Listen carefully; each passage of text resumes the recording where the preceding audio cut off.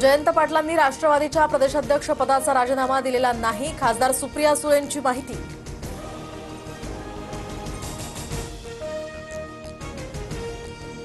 विधान भवनाच्या पायऱ्यांवर सत्ताधाऱ्यांचा आनंदोत्सव, शिवरायांचे 12 किल्ले युनेस्कोच्या यादीत समाविष्ट झाल्यानंतर हा जल्लोष।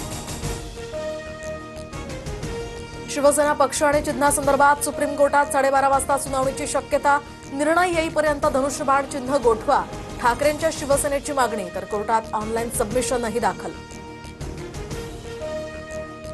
निवडणूक आयोगानं शिंदेंना बेकायदेशीरपणे धनुष्यबाण चिन्ह दिले, सर्वोच्च न्यायालय आम्हाला योग्य न्याय देईल, संजय राऊतांची प्रतिक्रिया। इगतपुरीत आजपासून मनसेचं 3 दिवसीय शिबिर, तर उद्धव ठाकरेंसोबतच्या युतीसंदर्भात चर्चा करणार, राज ठाकरेंच्या भूमिकेकडे सुद्धा लक्ष।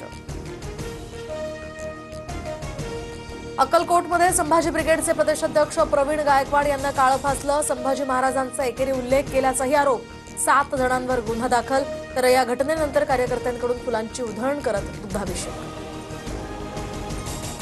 दीपक काटे भाजपचा कार्यकर्ता, पण प्रवीण गायकवाड यांच्यावरील हल्ल्याशी पक्षाचा संबंध नाही, गायकवाडांवरील हल्ल्यासंदर्भात बावनकुळेंची प्रतिक्रिया।